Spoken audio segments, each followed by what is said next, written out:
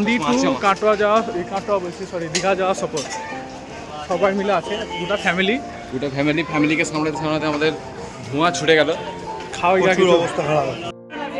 তো এটা হচ্ছে আমাদের গোটা ফ্যামিলি। আমরা ট্রেনের জন্য এখন ওয়েট করছি, এখনো পর্যন্ত ট্রেন আসেনি।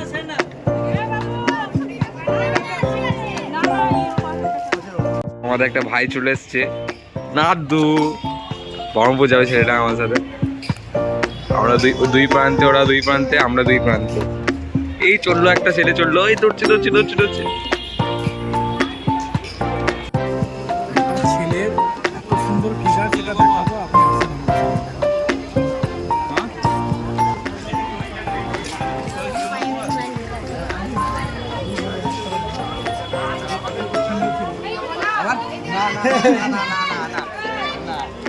একদম স্লিমেস্ট ফিগার। এইরকম ফিগারে যদি কেউ থাকে না, হাওয়াতেও উড়াতে পারবে না।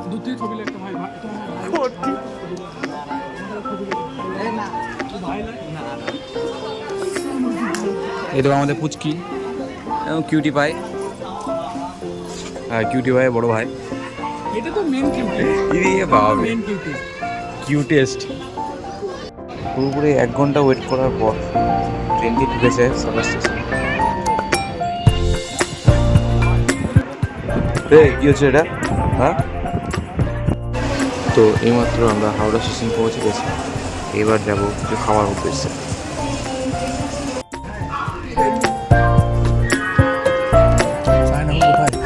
এইমাত্র আমরা হাওড়া স্টেশনে লঞ্চে লাঞ্চ করছি।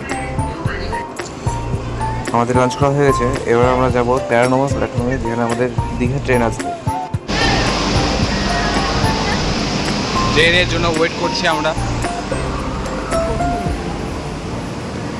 বলো কিছু, অত সিরিয়াস কিসের? প্রচন্ড গরম। কোথা থেকে গরম? না, কোথা থেকে গরম? হিউমিডিটি প্রচন্ড।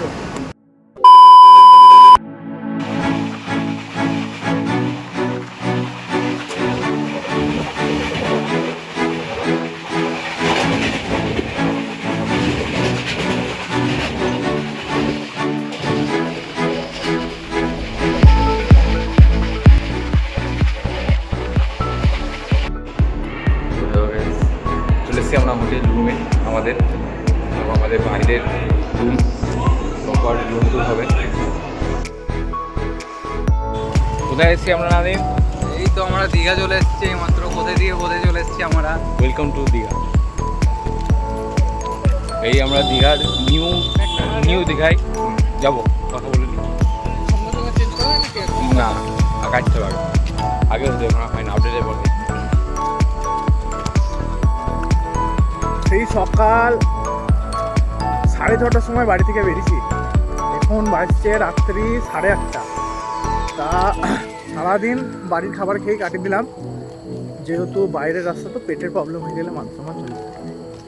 তো সেই জন্য এখানে এসে বিশাল জায়গায় হোটেল বুক করেছে, একদম দীঘার সি বিচ থেকে দূরে, ওই 2 কিলোমিটারের কাছাকাছি। হোটেল থেকে 500 মিটার হেঁটে এসে বিরিয়ানি খেলাম, খেয়ে 1 কিলোমিটার হেঁটে যাব সি বিচ থেকে 1.5 কিলোমিটার হেঁটে যাব রুমে। ঠিক আছে, এইটা হচ্ছে আপডেট। হাঁটছে একটু সেরকম কিছু নয়, মুখ চোখ ঝুমে গিয়েছে, সুন্দর লাগছে বেশ। এটা একটা আমাদের সুনামনি, এটা আমাদের ক্যামেরা আসতে একটু লজ্জা করে। এইটা হচ্ছে সেই বিশাল সমুদ্র। হয়তো আপনারা কিছু রাত্রে দেখতে পাচ্ছেন না, কিন্তু 1 মিনিট শান্তিতে এই আওয়াজটাকে অনুভব করুন। তো সকাল সকাল বেরিয়ে পড়েছি আমরা নিউ দীঘা বিচে স্নান করতে যাওয়ার জন্য। প্রচণ্ড রোদ গরম, তাই সবাই মাথায় গামছা নিয়ে আসে। আর আমি তো পুরো গামছা দিয়ে গায়ে জন্য নিয়ে মাকে এসে গেছি। চলে এসছি আমরা দীঘার একদম সি বিচের কাছে, নেমেও আছি। প্রচুর লোক, প্রচুর ভিড়। We are into Digha, guys. Digha ভিড়টা দেখাই।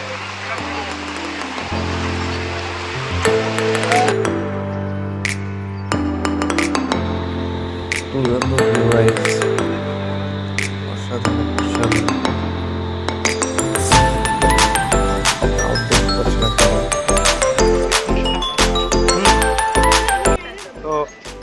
নাদিম তোর সাথে কি হয়েছিল বল তোর সাথে কি হয়েছিল বল। এইমাত্র আমরা সমুদ্রে স্নান করে এলাম। 6-7 ফুটের একটা ঢেউ আসছিল, সেই ঢেউটা মনে করলাম আমি লাফি পার করব, তা টাইমিং ভুল হয়ে গেছে আমার লাফানোতে।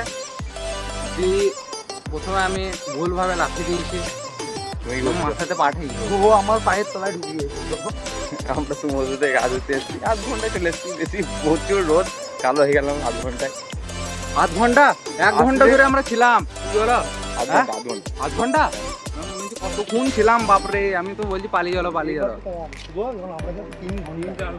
নাদিম তোমার এবার ডায়লগটা মারো তো, আমরা সমুদ্রকে পাত্তা না দিয়ে নাকি। হ্যাঁ আমরা প্রথমে তো সমুদ্রকে না দেখার ভান করে পালিয়ে এলাম। হ্যাঁ সমুদ্রে অ্যাটিটিউড দেখাইছিল না, সমুদ্রে অ্যাটিটিউড দেখাচ্ছিল। নাদিম সমুদ্রে ঘুরে অ্যাটিটিউড। আমরা কিন্তু এই একটা শর্টকাট রাস্তা বাই করেছি, এটা সেরা রাস্তা, তোমরা আমি না বলবো তোমরা আসতে। বিকেলে আমরা ওল্ড দীঘায় বিচে এসেছিলাম। তো ভিউটা দেখুন শুধু, আপনারা মানে বলে বোঝাতে পারবো না, এত সুন্দর ভিউ যেন মন জুড়িয়ে যাচ্ছে। You will love this place definitely.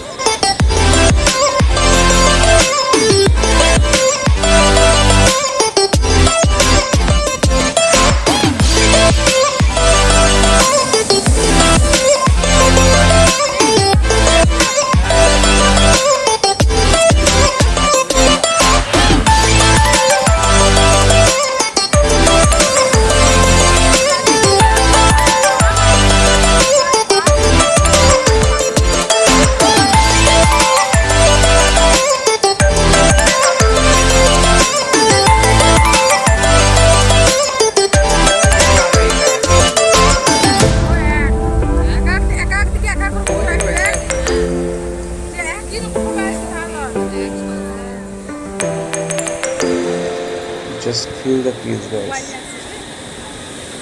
Just feel the peace.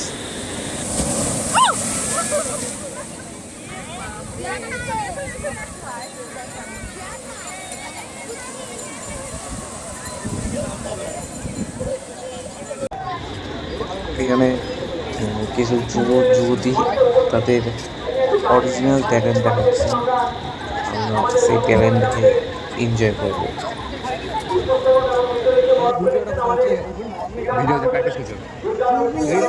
One day later.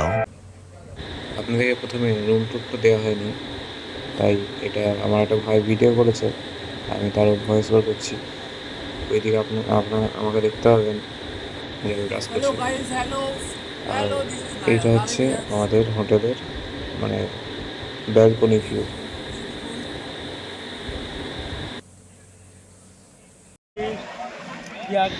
তো এটা হচ্ছে আমাদের শেষ দিন, আমরা চলে এসেছি উদয়পুর বিচে।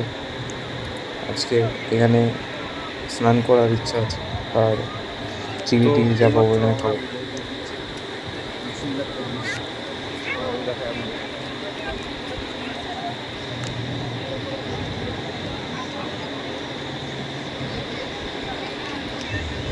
বিচটা খুব সুন্দর দেখে মনে হচ্ছে, এখানে গাড়ি ফাড়ি ভাড়া পাওয়া যাচ্ছে।